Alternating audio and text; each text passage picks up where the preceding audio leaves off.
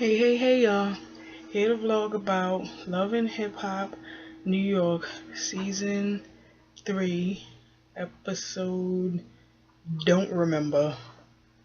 I lost count, but I'm sure y'all will tell me. So let's get right to it.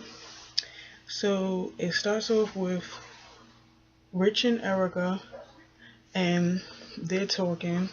They're in the kitchen talking or whatever, so they're both excited because Erica got, a single done, and it's the ballad is nice and it's good. So now that the record is done, Erica is like, she thinks she wants to do a video for it. So, Rich is like, well, there's a process to everything, and if we take this single and we run with it, we would have to do it to where you get some spins first, then you do the video. So Rich is basically like, she's making demands and she's not on that level yet. Like, she's not well known yet, so you have to put the song out there first, then you can do a video, not skip that step and just do the video, because you have to promote it, you have to get the money up and all this other stuff. So he's basically like questioning her, like, are you ready? Are you not? Like, what's going on or whatever. And she's like, yeah, I'm ready or whatever. But in order for Erica to be ready and to want to do it, she got to get off her high damn horse. You can't be on a high horse and you ain't get nowhere yet. Like, that's not how it works. And I stress this every vlog about this girl, but whatever. So then we get to L'Oreal and Winter, and they meeting up in the booth. And L'Oreal can rap. She's a nice rapper. She ain't the best in the world like she says she was, but she's a nice rapper. I give her that. So, they meet up in the studio or whatever. And, Winter is like, her career is stagnant. Like, she has the potential, but it's like, why is she not out there?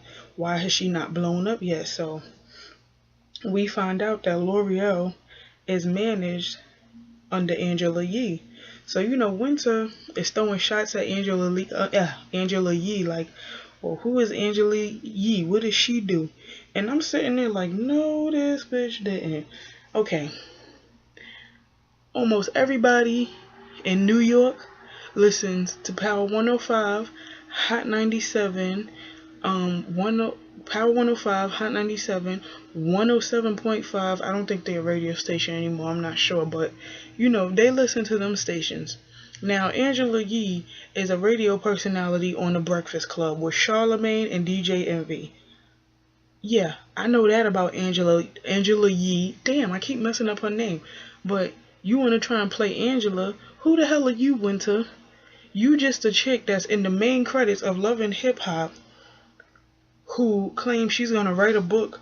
Like, you basically gonna pull a superhead stunt and write a book about people that you fucked in the industry, but you trying to take shots at somebody who has an actual career? Bitch, please. We ain't even know who the hell you was until season 2 of Love and Hip Hop, when you gave Emily that bullshit advice. Swerve, bitch. Anyway, so L'Oreal is defending Angela Yee, and she's like, well, Angela Yee is my friend, and she manages me, so that's my friend, and that's what we working on. So like I said, L'Oreal is defending her friend, and that's that. Winter is just being a bitch. But anyway, so we go to Kaylin and Joe, and we see Kaylin listening to Tahiri's song. So Kaylin is mad skeptical, and she's like, okay, so this is a track. She's like, this is a track that she wrote or whatever. Who's her devil? You're her devil? And Joe was like, yeah, that's basically a diss song to me. So she feels some kind of way because Tahiri wants Joe on the track, and Kaylin doesn't feel right about that. She's like, well, I'm already allowing you to be friends with my boyfriend, and he's your ex, and that's something that a normal girlfriend doesn't do. And I'm sitting here watching this like, well, you're stupid and you're naive to think that they can be friends. They can't be. And then she said something like, well, Tahiri's still in love with Joe, as well as Joe is still in love with Tahiri. Like, boo boo, y'all only been dating for like 6 months. I heard y'all only been dating for 6 months. Him and Tahiri got years on you. They got years of, you know, experience together. So you need to be careful. So she's like, she's basically like, well, Tahiri's not keeping it real because, she sat up here and she was in your house cooking for you and she made you take a drug test. She didn't believe you. Like, she basically putting that all in Joe Budden's head. And he's like, well, yeah, so I shouldn't be on her track because what has she really done for me? And I'm like, really? But I'm going to get to that later. So then we go to the next scene and it's Yandy and Rocky meeting up, and Rocky is telling Yandy about her audition with Ebro at Hot 97 with Jen. So she's telling her that situation. Then she said when they met up to go to a restaurant, how Jen got mad at her or whatever because she said that Jen felt like she was a co-host, and Rocky was like, yeah, I told her that she was gonna be the co-host. So Yandy was like, well, what's the problem? Why didn't she get that she was gonna be the co-host? And Rocky's like, I don't know. So she was like, she said when she tried to come at me, I said to her, well, I got text messages and all of this that me and your baby daddy slept together. And Yandy's like, really? And she's like, no, but she tried to come at me and I wanted her dead, done, and flatline. Okay, understandable that when women or whoever get into arguments, you try to hit below the belt. But Rocky, you were dead wrong, bro. You were so dead wrong because you could have just kept your jabs at Jen. You ain't have to throw her that Consequence because you basically insulting her whole family. You insulting Consequence and you insulting Kaden. So you shouldn't even went there. You can insult a person all day long, but when you talk about their family, that's a whole nother situation. So then she told Yandy about how what Jen said about being white and getting on the show before her. So, Yandy was like, wow, like, that's crazy. So, but she told Rocky, she said, you need to apologize for bringing Consequence in the situation because he had nothing to do with it. So Rocky's like, yeah, I'll apologize, whatever. So then we go to Jen and Consequence meeting up. Well, they're in the car and, Jen is telling her what happened. And she told him that Rocky said that he slept with her. And he was like, well, me and her are acquaintances. I never slept with her. He was like, Jen is my sweetheart. And for you to sit up here and come at me with the, and try and like throw that allegation at Jen about us sleeping together, how you think that's going to make me look or whatever. So he's like, well, I have to confront her. I got to do what I got to do because, that's my girlfriend. That's the love of my life. So he basically said that Rocky is like the type of person that she'll take stuff and run with it. Like, she'll take whatever she can and she'll hit below the belt, basically. So then he played this diss record that he had made for Jen. And it was a cute little song. I mean, you could tell he really loves Jen.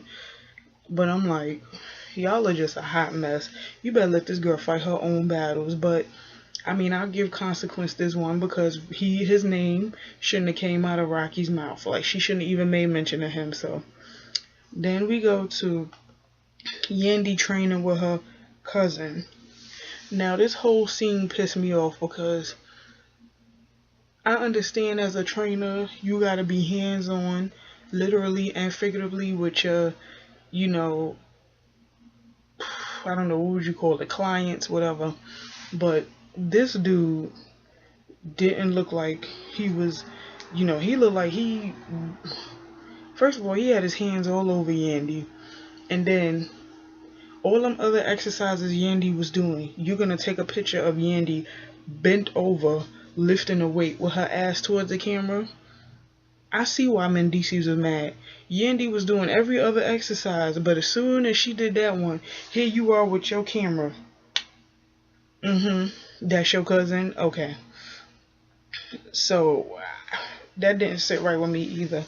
So Mendice's confronting her about it, and he's like, yo, why am I on Instagram seeing that you got, you know, booty pics up on Instagram, but meanwhile you got pissed at me for liking booty pics and having my shirt off on Instagram. And Yendi is basically like, well, my cousin, he takes pictures, he takes before and after pictures when we exercise, and that's my cousin, that's my mother's nephew. And I'm sitting up here like, I call bullshit. I call total bullshit, because he wasn't acting like a cousin. He was acting like a dude that wanted to get with you and wanted to piss your man off, and he succeeded. And you know, Yandy is like, well, that's my family. If you come at my family, it's gonna be a problem. I'm gonna get to Yandy in a minute, towards the end, because Yandy is pissing me off. So then we go to Rich meeting up with someone from Diageo named Keenan. I think he said Keenan is his cousin. So, you know, he's talking to Keena about Erica and saying how, you know, she wants to do the video. And he's like, Keenan is basically like, well, we don't really partner with anyone, like, unless it's a sure bet. So he's like, we can't really partner with, you know, her, because we don't really know nothing about her. She doesn't have anything out. She doesn't really have that much of a musical background. But he's like, people like Diddy with his Ciroc, that's a sure bet. You know, stuff like that we put money into. He basically saying, I'm not going to waste my time on somebody who might or might not make it. And I'm like, I feel you. Like, I understand completely, because how Erica acting, she destroying her career before she even has one. So then we get to Consequence meeting up with Rocky in the studio, and you know, he's defending Jen, and he's like, why would you say what you said about me to Jen? And you know, basically Rocky, first of all, Rocky was trying too hard to sound gangster. She sounded stupid, because the whole time she kept calling him B and talking about, you sleeping with the enemy, kid. And I'm like, okay, now he's sleeping with the enemy because the girl is white. Like, okay, so they have a black son. Like, now I'm starting to, like, from reading Jen the Pen's tweets and, you know, rewatching the episode where they did the audition, and then watching this episode, I'm starting to see that what Jen said last week wasn't like a racist thing. She was basically taking Rocky's words and using them against her, because Rocky was the one that brought up race from the very beginning, because she said that she wanted Jen there to be her host to right her wrongs and all this other kind of craziness.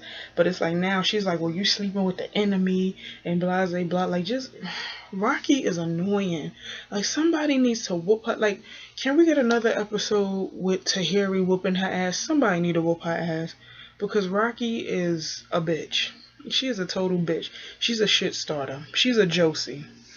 So they get into an argument, and Consequences basically like, bye bitch, you a lame bitch, you a bum ass bitch, blah blah blah. So that didn't go well. We go to L'Oreal and Angela Yee meeting up, and you know, L'Oreal is basically talking to her about her career, and you know, she feels like she has the potential to, like, you know, get a hit on the radio because she's worked so hard for it. But Angela is like, everybody works hard to get their songs on the radio. It's not that easy, because it's people that we gotta go through to get that music on the radio. We have no say so in nothing. All we do is host. So L'Oreal is starting to second guess her management relationship with Angela Yee, because she's like, you know, she's stuck. She's not going anywhere. So she basically wants to keep her as a friend, but she doesn't want to do business with her. And I've been saying for the longest, business and friendship do not mix at all. It doesn't mix at all. It ruins your friendship. So, you know, I understand where L'Oreal was coming from. And it seemed like her and Angela didn't end anything on a sour note. It seemed like they still friends. It's just that, you know, L'Oreal is concerned about her career. And instead of her career getting in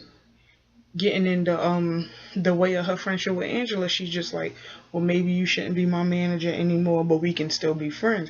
Angela, like, she ain't had no hard feelings or anything, so who knows how that went, but from what I heard, they still friends. So we get down to the nitty gritty, And you know, Tahiri is on her way to BB King's because Joe Budden invited her to one of his shows there. So they go and they meet up, and you know, Joe is basically saying that he listened to the track, but after further review, he feels like he has to consider other people's feelings, aka Kaylin, and not do the track with her. So, you know, Tahiri was like, she feels like that she's always there for him, and he's never there for her. So, you know, Tahiri was basically talking to Joe like Kaylin wasn't even there. And I mean, I feel Tahiri.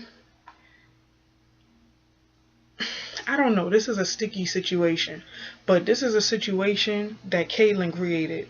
Because like I said, a real girlfriend would not have his ex around her man. Like, that's your man now. Your ex is, that they exes. They don't have no ties to each other anymore. So that's where Kaylin messed up.